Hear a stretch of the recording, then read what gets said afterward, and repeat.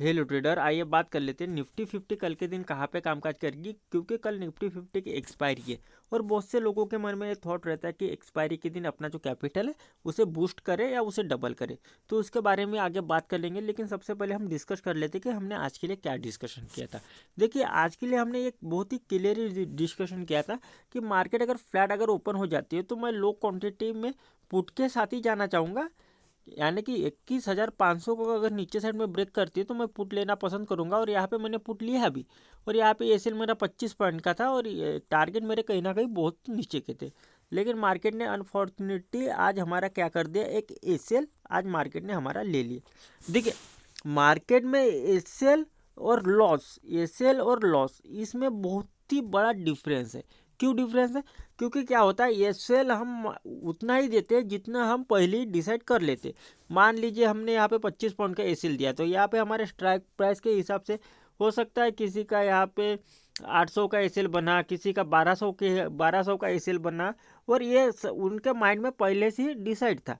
तो ये एसएल क्या होता है कि हम अपनी मर्जी से दे रहे, और लॉस क्या होता है जो मार्केट अपनी मर्जी से लेते हैं। यानी कि लॉस का मतलब क्या होता है कि मान लीजिए जिन्होंने यहाँ पे पुट की पोजीशन ली, बराबर पुट की पोजीशन ली, उन्होंने एसएल पे अपने एसएल पे तो नहीं निकले, पूरे दिन बैठे रहे और बाद में यहाँ कहीं जाके वो निकले, या हो सकता है बहुत से लोगों ने यहाँ पे पुट कैरी फॉरवर्ड करवा लिया। तो इसको बोलते हैं लॉस। आई होप कि आपको इन दोनों में का फ़र्क, इन दोनों का डिफरेंस आपको समझ में आया होगा। तो खैर, देखिए, आज मैं आपको एक बहुत ही नई लर्निंग की बात बता रहा हूँ।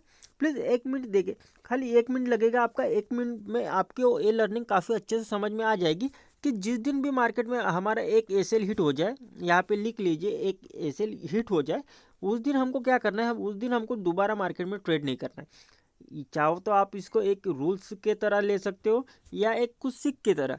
उसके पीछे का रीज़न ये आप ये लगा देना कि चलो, मैंने मार्केट से 10 दिन या 12 दिन कुछ अच्छा प्रॉफिट किया है और आज मार्केट के पास पैसे नहीं है, तो मैं अपने पास से मार्केट को चलाने के लिए कुछ जो अमाउंट है, कुछ सर्टेन अमाउंट, जो भी आपका एसएल का अमाउंट हो सकता है, किसी का 1000 हो सकता है, किसी का 500 हो सकता है, तो ये सर्टेन अमाउंट मैं मार्केट को दे रहा हूँ।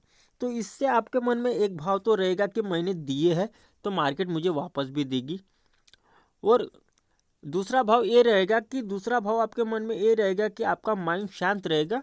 आप पूरा दिन उस एसएल के बारे में या उस लॉस के बारे में ज़्यादा सोच नहीं पाओगे। आई होप कि आपके लिए ये लर्निंग काफ़ी हेल्पफुल होगी आने वाले समय में। तो यार, आपको अगर लर्निंग अच्छी लगी तो एक लाइक वीडियो को, और एक सब्सक्राइब का जो बटन है, सब्सक्राइब वाला लाल बटन, उसको ज़रूर दबा देना, ताकि आपको मेरे वीडियोस रेगुलर मिलते रहे। और क्या हो कि आपको रोज़ थोड़ी थोड़ी लर्निंग भी आपकी होती रहे। फिर आइए बात कर लेते हैं लेवल्स की। तो देखिए, कल के लिए लेवल्स के लिए आपको क्या करना पड़ेगा, थोड़ा सा लंबा टाइम फ्रेम लेना पड़ेगा।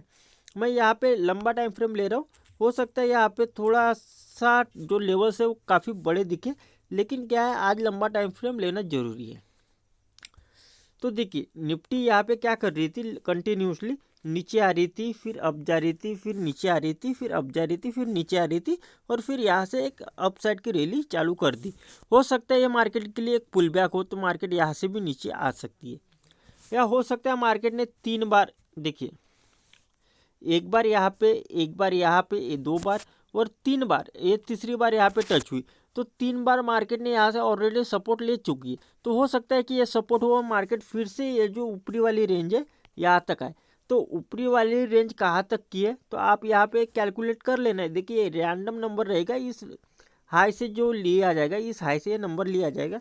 तो यहाँ पे ऊपरी वाला लेवल कौन सा है, 21,724 का। तो यहाँ पे हो सकता है अगर मार्केट ने यहाँ से अगर सपोर्ट लिए तो 21,700 तक के भी हमको टारगेट देखने के लिए मिल सकते हैं कल के दिन।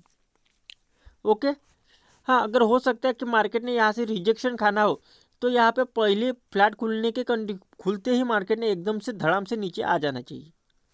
ये हो गई हमारी long view, long time frame के हिसाब से। आइए अभी इंट्राडे के लेवल तो हम क्लियर ही डिस्कशन कर लेते हैं। तो यहाँ पे मैं फिर से 5 मिनट का टाइम फ्रेम लगाना चाहूँगा।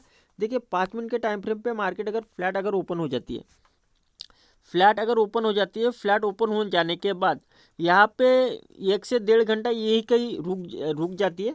यानी कि लगभग इसी रेंज में घूमते घूमते रह जाती है। ये जो रेंज कौन सी है, 21,650 से लेके 560, ओके 21,650 से लेके 560 के बीच में घूमती रहती है। और घूमने के बाद जिस भी टाइम अप साइड की अगर रेंज ब्रेक करती है तो मैं फिर कॉल लूँगा। अगर अब 1 घंटा रुकने के बाद अपसाइड की अगर रेंज ब्रेक होती है तो मैं कॉल लूँगा। फिर से मेरे टारगेट यहाँ पे कहीं ना कहीं 100 पॉइंट के रहेंगे, यानी कि 21,660 को अगर ब्रेक होने पे मैं अगर कॉल की ट्रेड ले रहा हूँ तो 21,760 या मेरे को 750 यहाँ पे मेरे टारगेट रहेंगे, यानी कि 19 या 100 पॉइंट के मेरे टारगेट रहेंगे। एसएल मेरा स्टिक रहेगा 25 पॉइंट का। पुट की कंडीशन में मैं एक की कंडीशन में पुट लेने के लिए रेडी हूँ कि मार्केट गैप डाउन बहुत ही बड़ा खुले। कब मार्केट पुट लिया जाएगा, 21,450 के नीचे। 21,450 के नीचे नीचे अगर फ्लैट खुलती है, अपसाइड में ब्रेक नहीं करती और पहले ही नीचे नीचे आ जाती है तो इतना आने के बाद भी मैं पुट में ही बैठना पसंद करूँगा।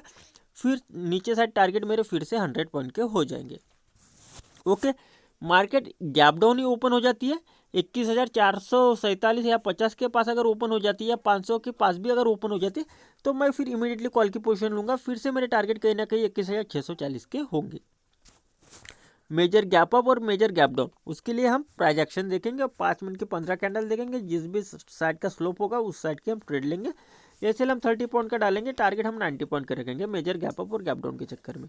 आई होप अगर आपने यहाँ तक का वीडियो देखा और अगर आपने लेवल्स देखे तो मैं आपसे रिक्वेस्ट करूंगा कि आप लर्निंग भी एक बार जरूर सुने। अगर यहाँ तक देख ही लिया तो एक कमेंट और थैंक यू जरूर, सॉरी मैं क्या बोल रहा हूँ, ये एक कमेंट कर दे और सब्सक्राइब करना ना भूले। Thank you.